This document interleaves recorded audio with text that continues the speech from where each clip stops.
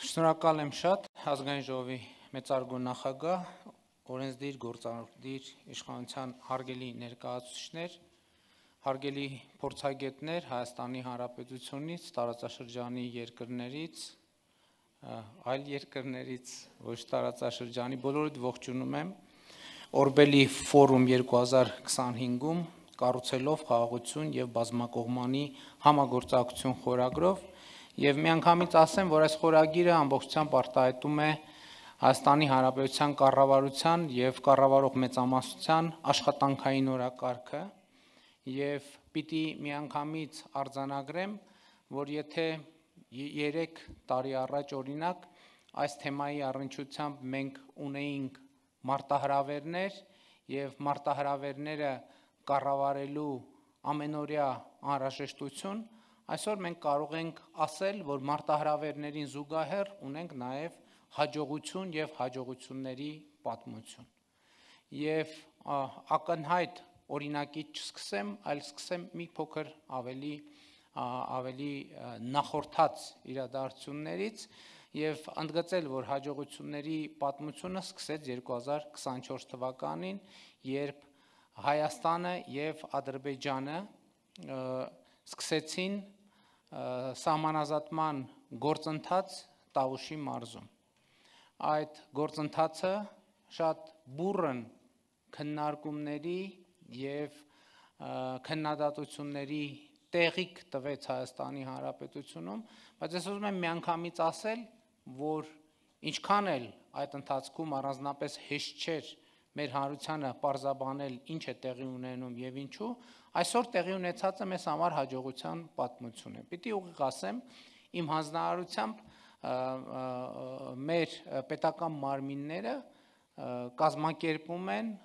ես անձամբ էլ մասնակցում եմ, կազմակերպում են տարբեր այցելություններ քաղաքացիական հասարակության ներկայացուցիչների, մտավորականության, քաղաքական գործիչների, երբեմն կուսակցական գործիչների, երբեմն Սփյուռքի մեր հայրենակիցների այցելություններ սահմանազատված կիրանց եւ հարակից հատվածներ ցույց տալու համար, թե ինչ նկատի ունենք մենք խաղաղության օրակարգ ասելով։ Եվ պիտի ուղիղ եւ անկեղծ ասեմ, հետագայում մենք նաեւ որոշակի մոնիտորինգ ենք անում մարդկանց տպավորությունների եւ արձագանքի վերաբերյալ, ես առայժմ չունեմ որևէ թեկուզ եզակի բացասական արձագանք այն ամենից, ինչ մենք տեղում ցույց ենք տալիս, եւ սա շատ կարեւոր հաջողության պատմություն է, որը ունեցավ շարունակություն 2024 թվականին Հայաստանի Հանրապետությունը եւ Ադրբեջանը ստորագրեցին սահմանազատման հանձնաժողովների Ես ամբողջական անունները մեծ չբերեմ, շատ երկար են անունները, սահմանազատման հանձնաժողովների համատեղ գործունեության կանոնակարգը եւ դրանք երկու երկրներում անցան վավերացման ընթացակարգեր։ Սա ըստ էության Հայաստանի եւ Ադրբեջանի միջև ստորագրված առաջին երկկողմ միջազգային փաստաթուղթն է, որը ունի դե յուրե իրավական ուժ երկու երկրներում։ Այնտեղ ամենակարևոր արձանագրումներից մեկը այն էր, որ երկու երկրների միջև սահմանազատման համար բազային սկզբունք է հանդիսանալու Ալմաթեի հռչակագիրը, եւ սա ըստ էության Հայաստանի եւ Ադրբեջանի միջև միջպետական հարաբերությունների հաստատման անկյունակարային մի կետ է, շրջադարձային մի կետ, որով երկու երկրները ըստ էության արձանագրում են, որ միմյանց տարածքային ամբողջականությունը ճանաչում են 1991 թվականի Ալմաթի հռչակագրի հիման վրա, ինչը նշանակում է, որ Հայաստանը եւ Ադրբեջանը ընդունում են, որ անկախ Ադրբեջանի տարածքը նույնական է խորհրդային սոցիալիստական ադրբեջանական հանրապետության տարածքի հետ, իսկ անկախ Հայաստանի տարածքը նույնական է հայկական խորհրդային սոցիալիստական հանրապետության տարածքի հետ։ Եվ այս փաստը արդեն արձանագրված է նաև նախաստորագրված խաղաղության համաձայնագրի տեքստում, ինչպես նաև Վաշինգտոնի հռչակագրում, որը արդեն հանրահայտ փաստ է։ Իհարկե մեր այս ճանապարհին հաջողության մեծագույն պատմությունը 2025 թվականի օգոստոսի 8-ին Վաշինգտոնում տեղի ունեցած խաղաղության գագաթաժողովներ, որի արդյունքներով ընդունվեց հռչակագիր եւ նախաստորագրվեց Հայաստանի եւ Ադրբեջանի միջև խաղաղություն եւ միջպետական հարաբերություններ հաստատելու մասին համաձայնագիրը եւ այդպիսով Հայաստանի Հանրապետության եւ Ադրբեջանի միջև հաստատվեց խաղաղություն։ Սա կարևոր եւ առանցքային արձանագրումն է Հայաստանի Հանրապետության եւ Ադրբեջանի Հանրապետության միջև հաստատվել է խաղաղություն։ Եվ այս կետից պետք է անդրադառնալ նաեւ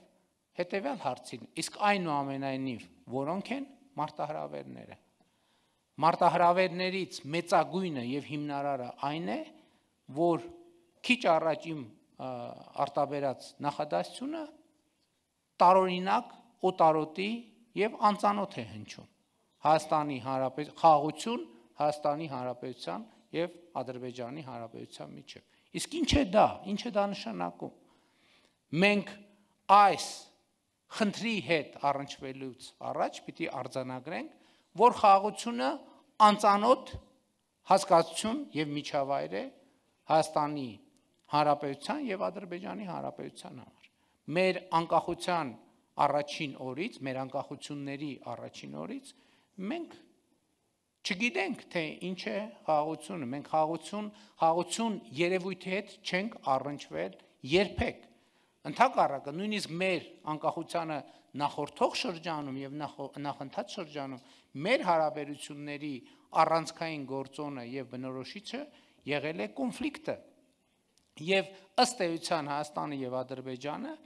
անկախություն ստացել են կոնֆլիկտի ֆոնին, կոնֆլիկտի տրամաբանության մեջ եւ կոնֆլիկտից ըստ էության բխած էներգետիկայի շնորհիվ։ Եվ մենք ամենևին չպետք է թերագնահատենք այս փաստը։ Եվ ուզում եմ ընդգծել նաեւ, որ ավելի քան 30 տարվա կոնֆլիկտը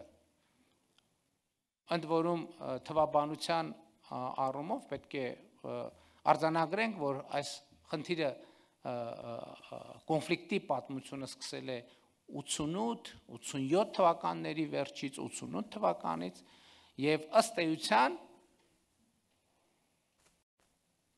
շարունակվել է, թե շարունակվում է մինչև օրս։ Ըստ էության քաղաքական առումով կոնֆլիկտը ավարտված է, կոնֆլիկտը լուծված է, բայց մենք պետք է հասկանանք, որ սոցիալ հոգեբանական առումով եւ 30 եւ ավելի տարվա սոցիալ հոգեբանությունը մի երևույթ չէ, որ ուղակի կարելի է անջատիչը անջատելով եւ արգելակները քաշելով կանգնեցնել։ Եվ հետեւաբար այս դրամաբանությունը ժամանակ առ ժամանակ արտահայտվում է եւ Ադրբեջանում եւ Հայաստանում,